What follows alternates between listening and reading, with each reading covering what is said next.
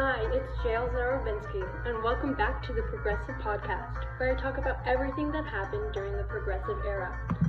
Today, the topic I will be discussing is child labor laws.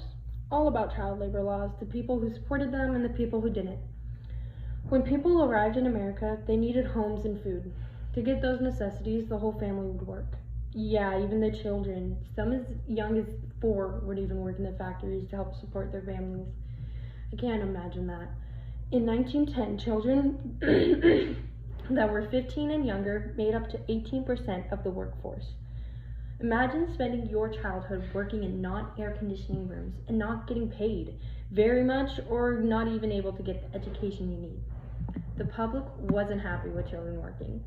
In 1904, an organization came together called the National Child Labor Committee. From 1902 to 1915, child labor laws committees emphasized reform through state legislators. Congress passed child labor laws in 1916 and 1918, but the Supreme Court said that they were unconstitutional. History.com states, the opponents of child labor law then sought a constitutional amendment authorizing federal child labor legislation. Congress passed such an amendment in 1924, but the conservative political climate of the 1920s, together with opposition from such church groups and farm organizations that feared a possible increase of federal power in areas related to children, prevented many states from ratifying it. Many farmers or miners mainly had children working and didn't want to lose many of their workers. They thought that the labor laws were fine and that the children were essential to their farm or mine. But the Great Depression actually helped change the political attitudes in America, which then helped child labor reform. Also, almost all the codes made under the National Industry Recovery Act served to reduce child labor. The Fair Labor Standard Act in 1938 set a national minimum wage, maximum hours, and limitations on child labor. So basically, children under 16 couldn't work in mines or manufacturers. People not liking child labor wasn't just from long-term work from the child labor committees and climate reform. It was also from the desire of Americans in a time of high unemployment, that because of the children not working, those jobs were now open, so adults could have them. So factories also helped in 2 big ways to decline child labor. Tasks they once had children do that were very simple, they just created like machines or robots to do them.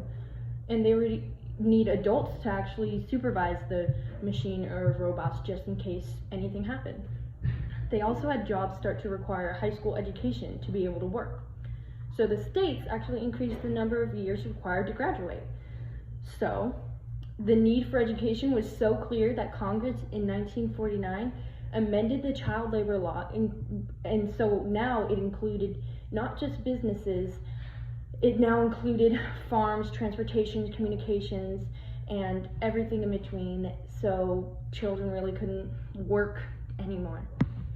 Even though child labor laws are basically gone, it's still a problem. History.com states, violations of the child labor laws continue among economically impoverished migrant agriculture workers. Employers in the garment industry in New York City have turned to the children of illegal immigrants in an effort to compete with the imports from low-wage nations. The recent liberalization of the federal government's rules concerning work done at home also increases the likelihood of illegal child labor. Despite all the laws we have against child labor, different states enforce it more than others. Child labor hasn't been fully erased from our country, but the objective of the child labor reformers was that children should not be full-time workers. And I think that they did achieve their goals, not having labor laws, because they wanted it mostly gone. They wanted it completely gone. And it's basically gone over here in America, which is amazing, but we still need to work on it. But I still think that they achieved their goals in sending the message across America that children should not be full-time workers. Thank you for joining me today on the Progressive Podcast. I will talk to you guys next week about women labor laws. I'll see you all next week. Goodbye.